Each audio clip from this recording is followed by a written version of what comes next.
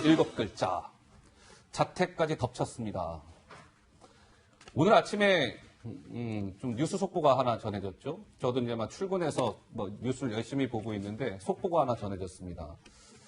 그게 뭐할까? 이제 이런 거죠. 자, 김민지 기자, 검찰이 말이죠. 조국 법무부 장관 자택 압수수색에 나섰다. 이 내용이죠? 그렇습니다. 검찰이 최근까지 많은 압수수색을 했지만 조국 장관의 자택을 직접 압수수색한 것은 이번이 처음입니다. 방배동 자택을 오늘 오전 9시쯤 검찰이 압수수색을 했는데요. 조국 장관은 과천에 있는 법무부 청사로 출근한 직후였고 당시 자택에는 정경심 동양대 교수와 조 장관의 두 자녀, 딸과 아들이 모두 있었던 것으로 전해졌습니다. 검찰은 이번 압수수색을 통해서 아직 압수하지 않은 남아있는 PC의 하드디스크를 확보하기 위해서 이번 압수수색을 한 것으로 전해지고 있습니다. 자, 자막 한번 봐주세요. 조국 장관 자택 압수수색에 나섰습니다. 검찰이 현직 법무부 장관을 상대로 검찰이 압수수색에 나선 것은 그 자택에 대한 압수수색에 나선 것은 사상 처음 있는 일입니다.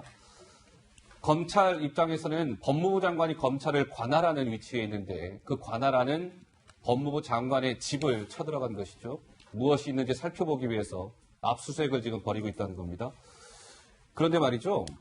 이게 굉장히 좀 주목할 만한 점은 법무부 장관 자택에 대한 압수수색이 진행되고 있다는 점도 굉장히 흥미롭지만 조 부장, 아침 9시부터 저 자택에 대한 압수수색이 시작된 것으로 알고 있는데 조금 전에 저희 사회부 취재기자한테 확인을 해보니까 저 자택에 대한 압수수색이 지금 현재까지도 진행되고 있다. 그 점도 굉장히 재밌고 이례적인 겁니다. 예. 그러니까 이 조국 장관의 집이 그러니까 우리로 따지면 평형이 쉽게 말해서 50평이 좀 안 되거든요. 네. 그런데 오전 9시부터 지금 현재 4시 30분까지 압수수색을 한다. 그럼 지금 7시간 반 됐습니다. 이것은 뭐냐면 그동안 수사 과정에서 뭔가를 찾아야 할 것. 아하. 이것이 아마 조국 장관 집에 어디에 있을 것이다. 라는 진술을 확보했기 때문에 그것이 나올 때까지 지금 압수수색을 한다. 이렇게 아마 좀 해석을 할 수가 있고요. 그리고 이 지금 영장이 발부가 됐습니다. 법원이 발부를 했어요. 그만큼 검찰의 혐의 소명이 어느 정도 철저하다.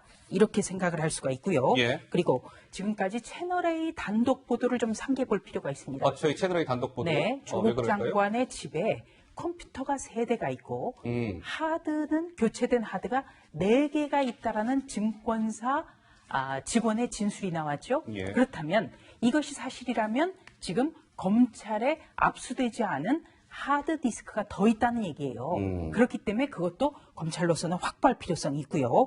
그리고 또 한 가지는 이 압수수색이 단행된 시점, 주말에는 한인섭 서울대 법대 교수, 그러니까 조국 장관과 가장 가까운 사람이자 조국 장관의 딸과 아들이 근무를 했다는 이 인턴 기록의 가장 상위권자 아니겠습니까?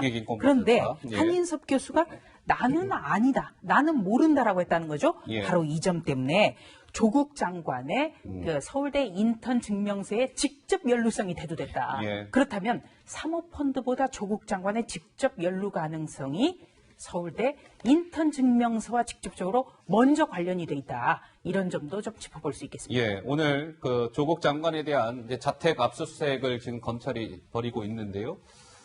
그러니까 이런 것 같습니다. 검찰이 오늘 자택에 대한 압수수색은 단순히 조국 장관 집에 무엇이 있느냐를 찾는다라는 그 의미도 있겠지만 자택을 압수수색한다는 건 정연인 검찰이 이제는 정경심 교수나 또 조국 장관의 딸 아들이나 이런 것들을 훨씬 뛰어넘어서 조국 장관 그 직접 당사자를 검찰이 조국을 겨냥하고 있다. 또 이런 의미가 상당한 파장이 있는 것 아니겠습니까? 그렇게 봐야죠. 예. 일단 정경심 교수에 대한 소환은 기정사실로 봐야 될 겁니다. 그래서 지금 대통령이 지금 유엔에 나가 계시는데 아마 이번 주 수요일 날 새벽에 이제 유엔 총회 연설을 하게 될 텐데 아마 검찰도 그 날짜는 피해서 아마 목요일 정도에 정경심 교수를 소환할 가능성이 있고 예. 지금 이제 오늘자로 알려지기 시작한 언론의 보도를 보면 특히나 이제 서울대학교 공익인권법센터에서 발행됐다는 인턴 증명서와 관련해 가지고 예. 몇 가지가 확인된 거죠. 그러니까 잠시 후에 저희가 오늘 조목조목 네. 좀 짚어볼 겁니다. 그래서 예. 거기에 이제 조국 장관이 직접적으로 연루될 가능성이 예.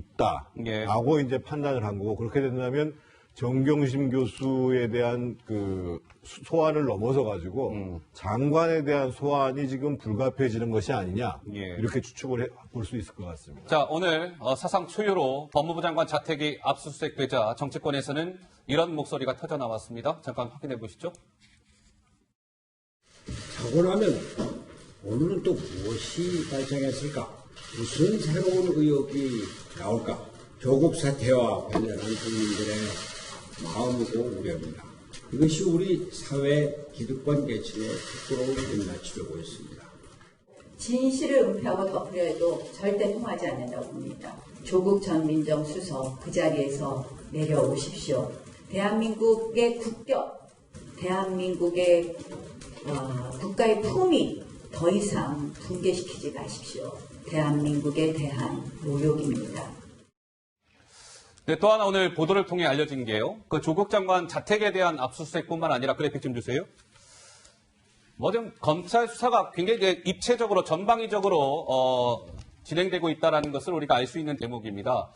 조국 장관 일가에 대한 금융 계좌도 오늘 검찰이 압수수색을 했다. 뭐 이런 뉴스가 전해졌어요.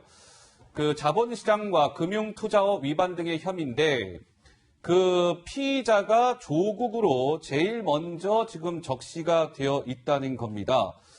그러니까 이 조국 일가에 대한 금융 계좌, 무슨 이제 처남이나 이런 일가에 대한 이제 금융 계좌를 좀 들여다봤더니 그 압수수색 그 영장에는 이 조국이라는 이름이, 피의자 조국이라는 이름이 그 영장에 가장 먼저 적시가 됐다는 것이죠. 그러니까 금융 계좌까지도 검찰이 들여다보고 있다는 것은 어떻습니까, 현 부위원장님?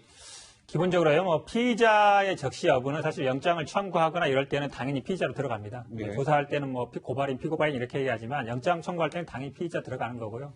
아마 사실은 영장에서도 일반적인 압수수색 영장은 대부분 그냥 쉽게 발급을 해줍니다. 물건을 찾거나 이런 거는. 근데 금융적으로는 조금 엄격하게 보는데 지금 핵심이 어쨌든 지금 그 사모펀드와 관련된 수사에서 저는 약간 다시 또 어찌 보면 상장이라든지 뭐 입시 문제로 넘어가는 것 같은데요. 예. 지금 제가 보기에는 뭐 지난주에 쭉 수사했던 뭐 사모펀드 문제라든지 이게 오히려 익성과 관련된 게 아니냐. 그러니까 익성에 대한 압수수색도 있었습니다만 이된 내용은 안 나오고 있어서 제가 예. 보기에 뭐 소명이 안 됐으니까 당연히 영장 기각된 걸로 보고 있습니다. 예. 자, 일단 금융계좌, 조국 일가에 대한, 검찰의 금융계좌에 대한 압수수색까지도 진행됐다라는 게 이제 지금까지 저희가 전해드린 뉴스고요. 그 하나하나 이제 한 걸음 한 걸음 더 들어가 보겠습니다.